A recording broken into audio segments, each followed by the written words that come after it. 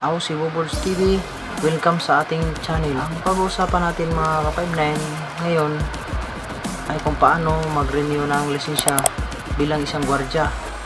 So alam ko maraming mga ka-59 natin dyan na alam na kung paano. Ito naman hindi lang para sa inyo kundi para sa mga baguhan natin na gustong matuto.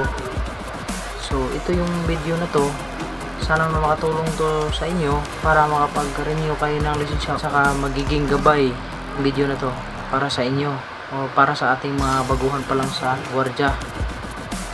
So mga ka-59, kung bago ka pa lang sa channel na to, please huwag kalimutang mag-like, share, comment, mag-subscribe, at saka papindot na rin yung notification bell para updated kayo sa susunod na videos natin.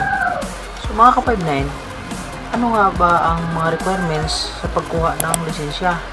At saka ano-ano yung mga requirements para makuha mo yung retraining certificate? Yan ang pag-uusapan natin dito ngayon. So guys, bago ang lahat,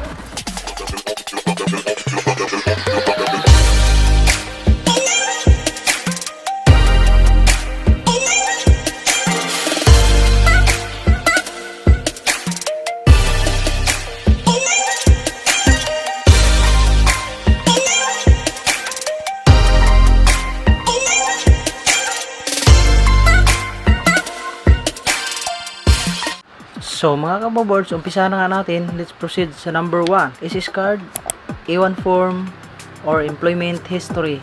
Yan po ang unang requirements para makakuha ng renewal sa lisensya.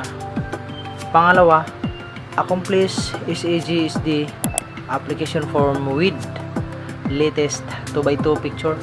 Kailangan yung latest 2x2 picture para kita naman yung kagwapuhan natin.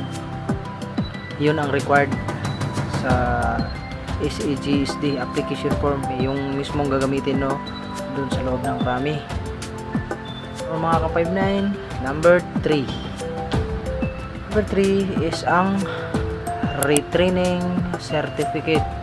Tatanong kayo kung saan naman kukunin yung retraining certificate.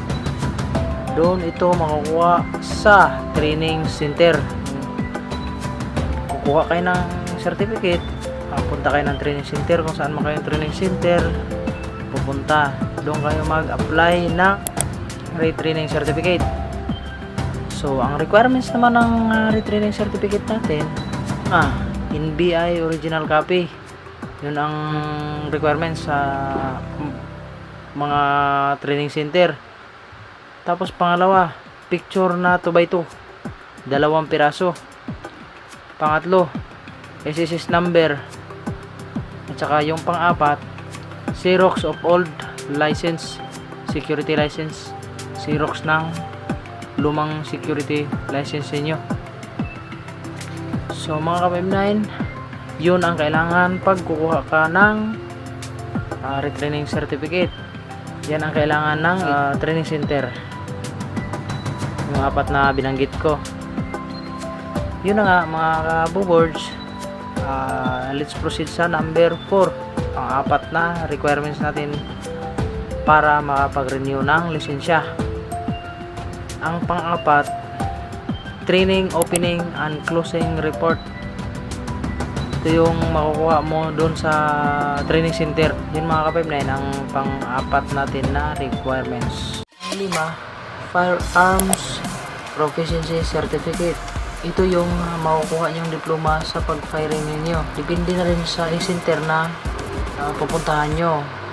Baka nakabandil na to, kasama na to sa babayaran nyo. Tapos ang pang-6, general knowledge exam o GKE result. So dapat naman pasado, hindi man pwedeng hindi pasado yung GKE result or general knowledge examination. Ang pang-7 natin is neuro, psychiatric, or drug test clearances. Ito naman, doon pa rin sa agency makukuha. So, ang pang-8, NBI clearance, kung saan pwede mong kukunin. Mas maganda doon sa United Nations para mabilis lang, o sa UN Avenue para mabilis lang, lalo na pagka may luma ka na.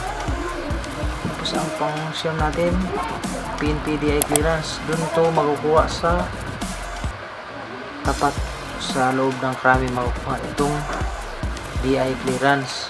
Noted mga ka-59, file application for a renewal of the license 60 days before expiry date. Dapat 60 days before expiry date sa inyong lisensya, dapat i-renew na ninyo para iwas tayo sa penalty. Sa mga may alam dyan kung paano mag-renew ng lisensya ng gwardiya, kung may hindi man ako nasabi sa video na to, please naman pa-comment dito sa baba para makadagdag ng kalaman sa mga kapwa natin ka-59 na gustong mag-renew ng lisensya. Tsaka guys, salamat, sana naman nakatulong itong video na to. Please huwag niyong kalimutang mag-like, share, comment at saka mag-subscribe at papindot na rin ang notification bell para updated kayo sa susunod na videos natin. Mga ka-59, sa susunod na videos naman natin, kasi marami sa mga ka-59 natin ang nagtatanong. So mga ka-59, hindi pala nila alam kung paano pumunta ng Camp Crami. Sa susunod na video ko, ituturo ko sa inyo kung paano kayo pumunta ng Crami. Kasi karamihan sa mga ka-59 natin kaya pala pinapalakan na lang yung lisensya nila o hindi lang sila nag-undergo ng training kasi hindi nila alam kung paano pumunta o hindi pa nila alam yung pasikot-sikot sa buong Maynila. So kung may mga katanungan mo kayo, dapat mag-comment kayo sa videos na to. Mga ka-59, alam ko namang parehas tayo, ayoko namang maranasan yung naranasan ko, ayoko maranasan ninyo na parang kahit wala kang alam sa Maynila, nagmamarunong ka kasi nga ako hindi ko ikakahiya na galing ako sa probinsya, laking probinsya ako. Nung unang sampa ko rito sa Maynila, wala talaga akong alam.